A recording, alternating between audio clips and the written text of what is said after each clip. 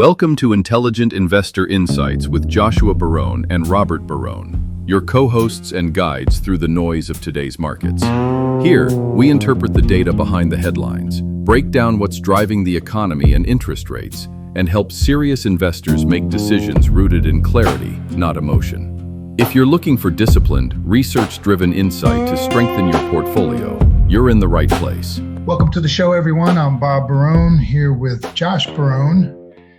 And Josh, I need to start with a number that is going to be paraded around by every mainstream media outlet as a sign of economic triumph.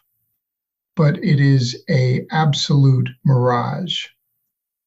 The May 2026 payroll report just claimed a net gain of 172,000 jobs. That is more than double the consensus forecast of 85,000. 172,000 against an 85,000 estimate. I mean, on paper, that looks like a blowout. But Dad, I know you. You've been staring at the crosstabs of the household survey all morning. What's actually under the hood? It is ugly, Josh. While the establishment survey boasts about 172,000 phantom gains, the household survey shows a labor market that is actively contracting.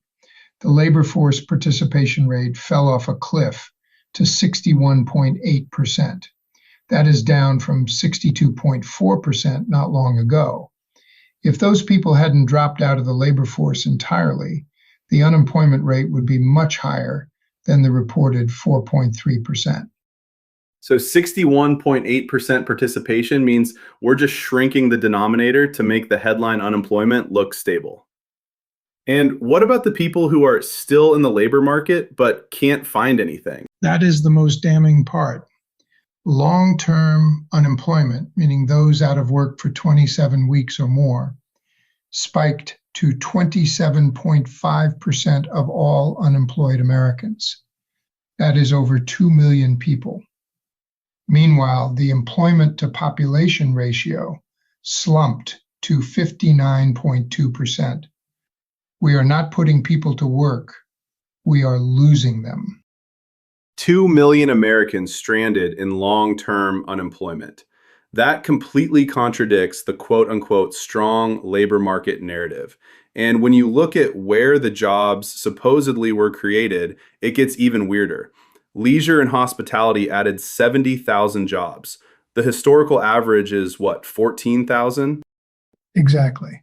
A 70,000 surge against a 14,000 average. And we know exactly why.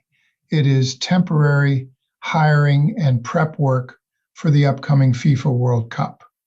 Combine that with 55,000 new local government hires and 47,200 in healthcare, and you realize the private productive economy is completely stagnant.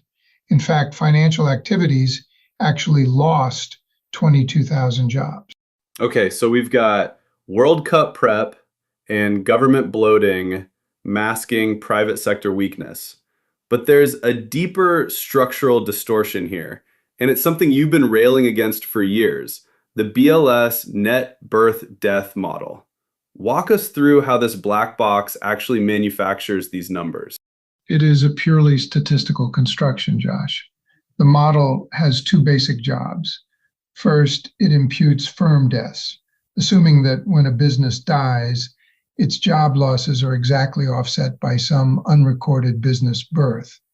Second, it uses a backward-looking ARIMA model, which relies on 5 years of historical data from the quarterly census of employment and wages, or QCEW, to project business creation today.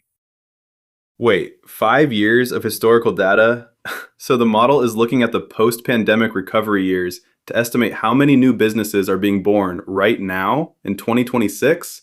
That's like driving a car down a mountain pass by looking exclusively in the rearview mirror. That is exactly what it is.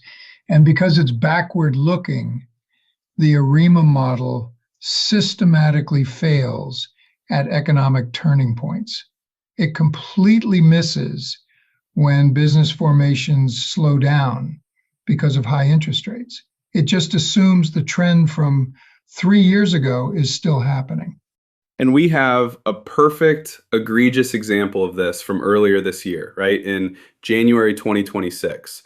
The raw, unadjusted data showed an actual loss of 15,000 jobs. But then the birth-death model steps in and adds 145,000 quote-unquote phantom jobs based on their formulas. Precisely. They took a real-world loss of 15,000 and turned it into a headline gain of 130,000 by printing 145,000 jobs out of thin air. It is statistical fiction, and policymakers are making rate decisions based on it. It's wild because for a long time, if you pointed this out, you were labeled a conspiracy theorist. But now, even the Federal Reserve has had to admit the data is compromised. I mean, look at Jerome Powell's quote from December 10th, 2025. He literally admitted the BLS was overcounting job growth by roughly 60,000 jobs per month. Think about the math on that, Josh. If the BLS is reporting, say, 40,000 net jobs in a month, and Powell admits they are overcounting by 60,000, that means the economy was actually losing 20,000 jobs a month. The chairman of the Federal Reserve openly admitted we were in a stealth contraction. And the subsequent revisions proved him right. The preliminary benchmark revision for April 2024 through March 2025 wiped out 911,000 jobs. Nearly 1 million jobs just vanished from the historical record. 911,000. It is the largest downward revision in 15 years. And it didn't stop there.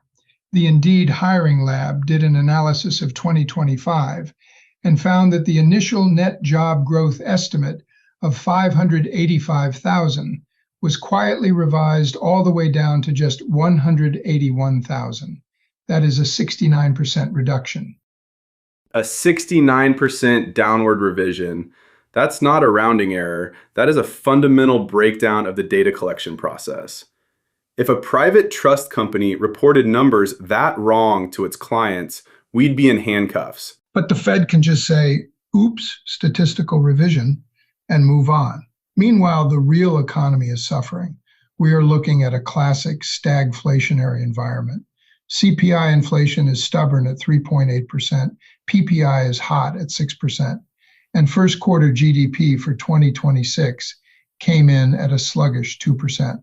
The Fed is trapped. They are absolutely trapped. You have high inflation preventing them from cutting rates, while the real economy is weakening beneath the surface. From an advisory standpoint, this means we have to apply a model risk premium to labor-sensitive sectors. If the official data is this compromised, you can't underwrite retail, consumer discretionary, or real estate using the headline numbers.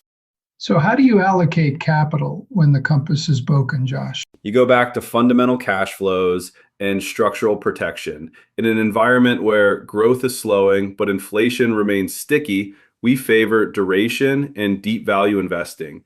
You want assets that aren't dependent on a booming macro headline to survive. Businesses with bulletproof balance sheets that you can buy for 50 cents on the dollar. When the data is a lie, cash flow is the only truth. Well said. Don't build your portfolio on statistical phantoms. Thank you for joining us, everyone. We'll see you next time. Stay disciplined out there. See ya. Thanks for joining Joshua and Robert on Intelligent Investor Insights. If today's discussion raised questions about your portfolio strategy, risk exposure, or how to navigate this late-cycle environment, we invite you to connect with us. We work directly with investors who want data-driven guidance, institutional-level analysis, and a partner in building durable wealth. Reach out to start the conversation with a member of our team, Robert, Joshua, Andrea, Mike, or Eugene, and take the next step toward becoming a more informed, confident, and resilient investor. Until next time, stay rational, stay disciplined, and invest with intelligence.